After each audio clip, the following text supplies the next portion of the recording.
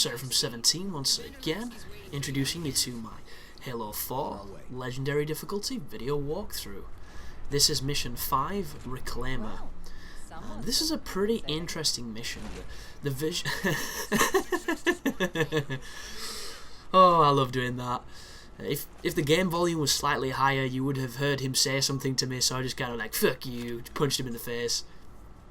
But this level is as short as you make it, because it's kind of sandboxy, where you're escorting this vehicle, and you have to clear out some camps, clear out some different things, and it will all proceed as quickly as you can make it.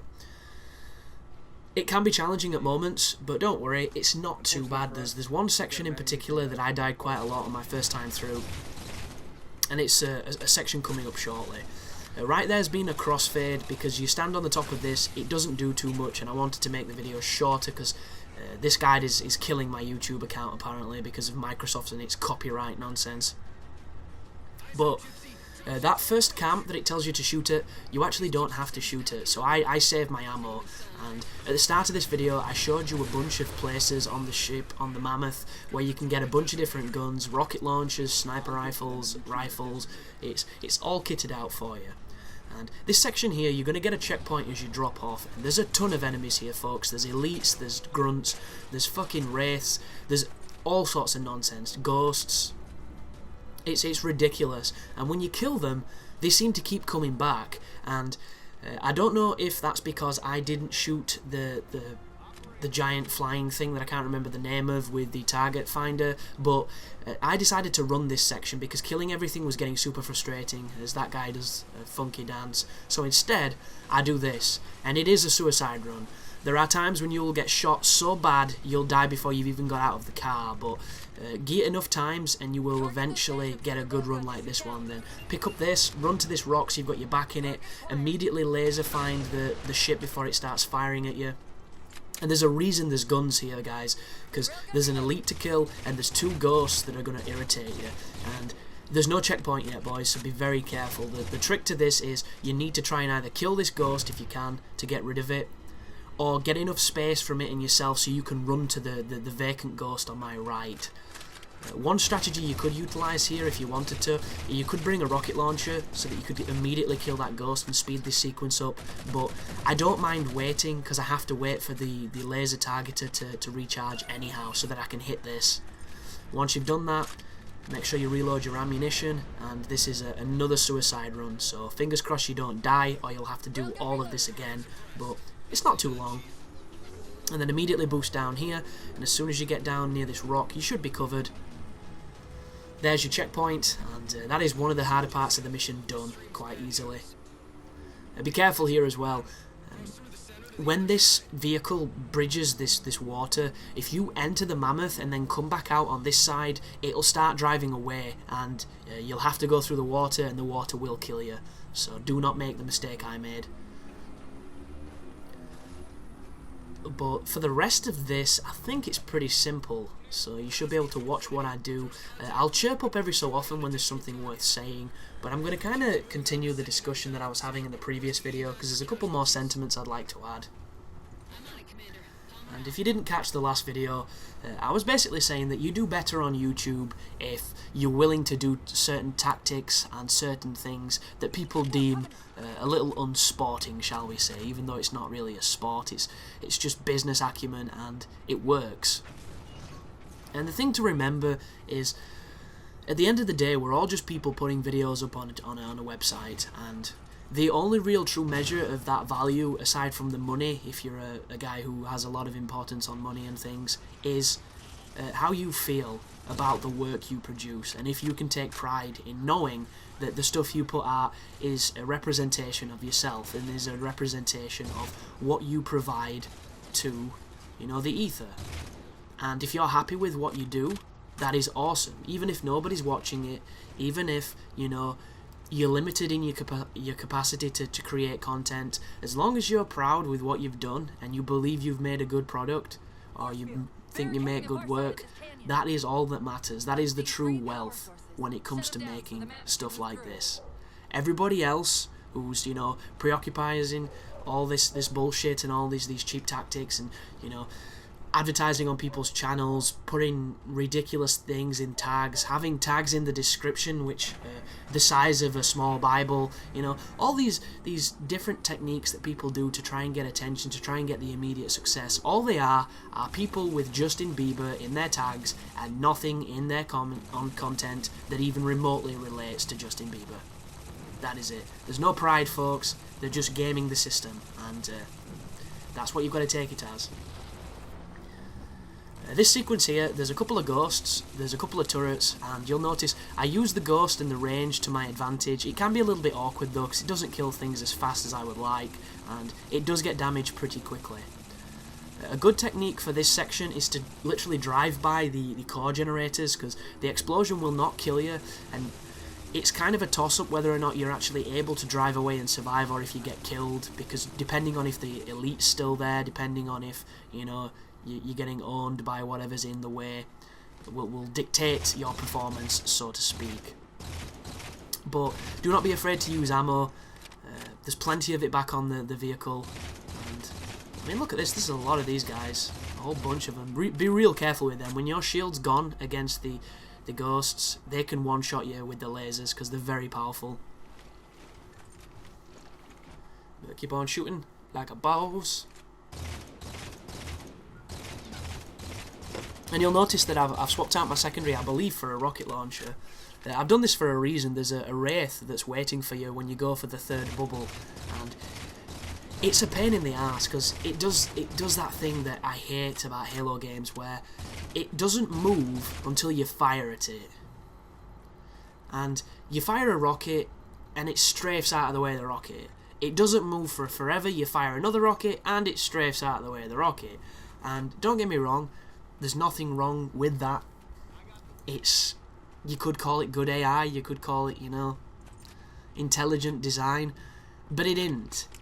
It's bullshit. It really is. It's like on Gears when you size up a headshot and the instant you fire, the locusts duck.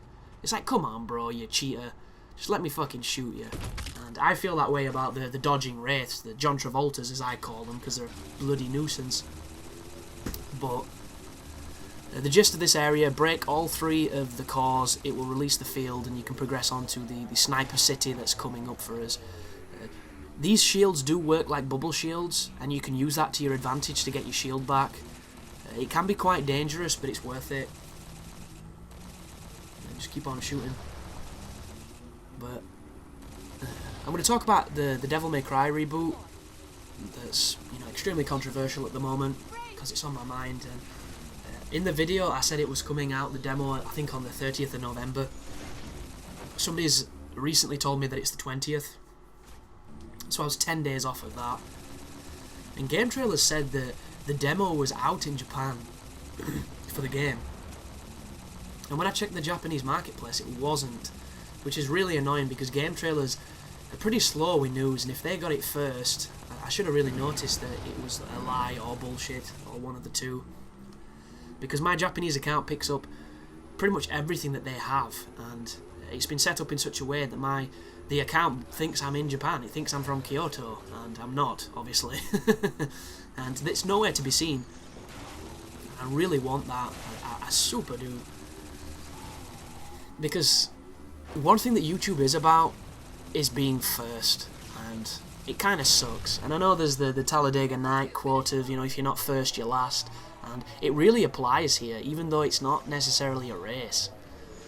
Because you just look now, if you search for, you know, any game that's not out that you're excited about, regardless of how good the content is for that game, like go to page 5 or 6, don't go page 1 and 2, that'll be the people that are trying to hoard the views for it. But, you know, go a few deep into the search engine, the content that you'll find is generally not very good, but it still has a lot of views because people are hungry for that content, and getting stuff first is difficult. It's really difficult for someone in Europe because we get games at a later date than the Americans do. And I recently found out that Black Ops 2 has leaked. It leaked on Sunday. And it made me think, like, I know, you know, having a console that's modded and pirating games is pretty damn disgraceful at this point. Because, you know, games are extremely expensive. The industry itself thrives on the sales, and pre-owned sales are already putting them in a very awkward bind, so everything's going towards digital distribution, and everything now has this day one DLC bullshit to try and make you go to a retailer to purchase it instead of stealing it.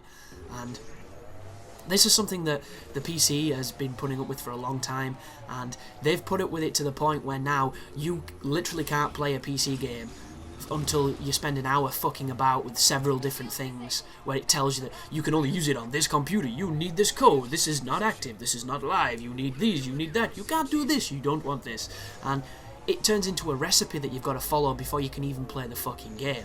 And it's one of the things I hate the most about PC gaming. But console gaming is very much going that way, but in a different tangent. By, you know, you get armor if you get it from Gamefly, you get fucking, I don't know, the Dalai Lama if you order it from Shop2, you get this from Play, you get this from Game, you get this from Zavi, you get this from HMV.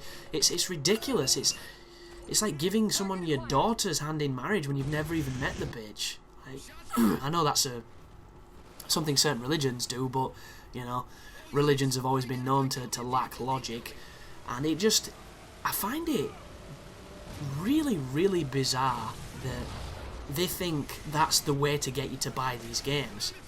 You know, the prospect of getting a silver beard is why you're going to buy it from a shop, or a piece of armour that is essentially just a palette swap on something that's already been modelled in the game. The incentives need to be higher, but I suppose the real issue is the incentive shouldn't be there at all. Because society is just and fair, and, you know, it should be honourable, it shouldn't steal, there should be no piracy at all, everything should be respectful, but we realise that's just not the way it works, and it's turned into that because of the nature of the industry. And I've just got a comment here, guys. What I'm doing for this strategy is I'm literally driving around being evasive and using the AI's perfect aim to kill things for me. Whenever you take too much damage, get out of the car and hide behind it. As long as the car's got some life, it shouldn't blow up, but if it starts to, you know, set on fire, just bear this in mind. Also, right now, I don't know why, but the Wraith focused on trying to ram me instead of shooting me with the turret, so I got really lucky just then. This section actually checkpoints quite a lot, so it does take a bit of luck, but you should be fine. But as I was saying, it's leaked anyhow, Black Ops 2, so as of Sunday that's gone, it's now Wednesday, or Thursday, fuck knows, you know, it's been a busy week. It's now midweek, so this game has been out quite a while, and illegitimately, and these people already have content up on YouTube of it that gets pulled really quickly, but I can't help but think that there is good in that somewhere, but good in that from a selfish motivational point. Because if I could get games that early, I could record the guides, I could upload the entire thing unlisted, and then make it all public the day it's released. And don't get me wrong, this involves breaking the law, and this is a video documentary of me planning to break the law. No. But I can't help but be like, that is such a good idea, even though every fibre of my body when it comes to the gaming industry is against piracy. Because I came from a Nintendo background, and nobody could chip those fucking cartridges because it was too expensive to do, and the technology wasn't there at that time. Like, one of the biggest things about PlayStation and PlayStation 2, PlayStation 2 lesser so, but the first PlayStation, that thing would have been so much bigger, and you know, the revenue that it generated would have been exponentially higher than it did because of piracy. Because that console, I don't think I knew anybody that bought PlayStation games. I didn't know a single person. Because everybody had it chipped. Everybody had that fucking dodgy guy who had a list with games for £2. And you just think of the money that they lost because of it, but that's not really the tangent of this conversation. But I could be playing Black Ops now, and I could be recording it now, and because I'm not this massive multiplayer guy on games, I'm the dude who, when I buy a game, I play the single player till I beat it before I touch anything else, because I came from a time when multiplayer didn't exist, and you know, it kind of stuck with me. So the fact I couldn't go online with it wouldn't even bother me, but it just makes me think that, you know, that's perhaps another illegitimate tactic to get content up faster. But I don't know, let me know what you think about the whole modded / you know, pirated scene, because I think everybody could admit that they've downloaded songs or downloaded a film in their lifetime. And as much as I do believe that that can be morally wrong, I think nowadays, because there is so much shit being put out there, as long as you buy CDs or films in a decent ratio to the amount that you download, I think that's fine. But that's just me, and I know in the eyes of the law it's all an offence, but then again, they're chasing after drug dealers and putting them away for life when there's people that kill children and get like 2 or 3 fucking years because there's some kind of justice in this world. But thanks for watching, and you take care now.